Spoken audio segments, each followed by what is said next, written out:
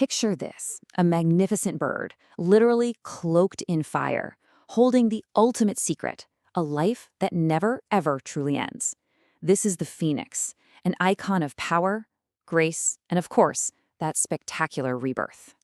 But have you ever stopped to wonder why? What is it about this one particular legend that's burned so brightly in our collective imagination for centuries, across countless empires and cultures? What is it about this story that we need so badly? Well, let's find out. Okay, so at its heart, the phoenix is way more than just a myth. It's a powerful idea. It's this profound concept that destruction isn't really the end, but actually the start of a whole new beginning. And that promise, that idea of a second chance, that's the key to its incredible lasting appeal. To really understand the phoenix, we've got to go back in time. We're going to trace its flight path from the sun-drenched banks of the Nile River all the way to the heart of Greek and Roman philosophy. So our story actually starts not with fire, but with creation itself. You see, in ancient Egypt, there was the Bennu bird.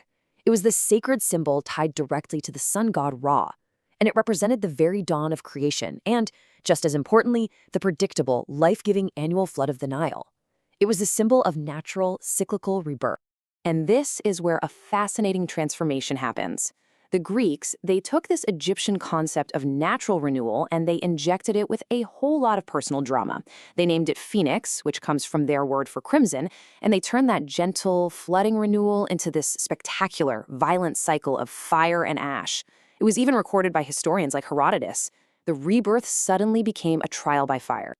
So you can see the journey right here. It starts with the Egyptian Bennu, then the myth gets reshaped and dramatized in Greece, and then it was totally cemented in Western culture by Roman writers like Pliny the Elder. He's the one who really made sure its legacy would last for millennia. Okay, so we know where the story comes from, but what about the legendary cycle itself, the main event? Let's get to the heart of the myth and see how this incredible transformation is supposed to work. First, just try to wrap your head around the sheer scale of this creature's life. Most legends agree on a lifespan of about 500 years. 5 centuries. For all that time, it lives as this solitary, magnificent being before its epic final act begins. And wow, what an act it is. As its long life finally nears the end, the phoenix builds a nest, but not out of twigs and mud. No, this nest is made of fragrant spices, things like cinnamon and myrrh. And then this nest ignites, becoming its own funeral pyre. And from those smoldering, fragrant ashes, a new, young phoenix emerges, completely reborn and ready to live another 500 years. But you know, this isn't just a cool story, it's absolutely loaded with meaning. The cycle is a perfect metaphor for renewal and a really unique take on immortality. It's not a life that never ends, but a life that is endlessly reborn. It speaks directly to our fear of finality. It's such a powerful idea that early Christians even adopted it as a symbol for Christ's resurrection. And what's really wild is that this idea is pretty much universal. While the phoenix is definitely the most famous, you see similar birds pop up in cultures all over the world. In Persia, you've got the simurgh, a symbol of wisdom and healing. In China, there's the finhuang, which represents harmony and virtue. It really seems like cultures everywhere have looked to the sky for a symbol of life that endures. Now, the phoenix didn't just stay in ancient texts. Not at all. Its legacy is very much alive. It's flown straight out of antiquity and right into our modern world, where it's still a huge source of inspiration. Seriously, once you start looking for it, you see the phoenix everywhere. It soars through our favorite fantasy books and movies as a symbol of hope. It's on flags and city emblems and heraldry.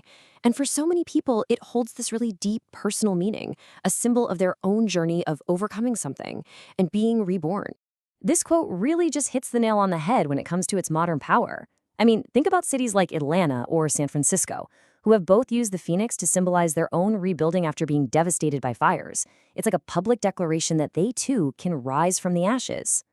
And ultimately, that's what the phoenix gives us. It's so much more than a myth. It's a promise. It's a symbol that no matter how bad the hardship, no matter what the disaster is, there's always the potential for renewal, for hope, and for the strength to just begin again. And that's what brings this ancient legend right back to us, doesn't it? It forces us to ask a really personal question. In our own lives, when we face our own fires, our own endings, what ashes will you rise from?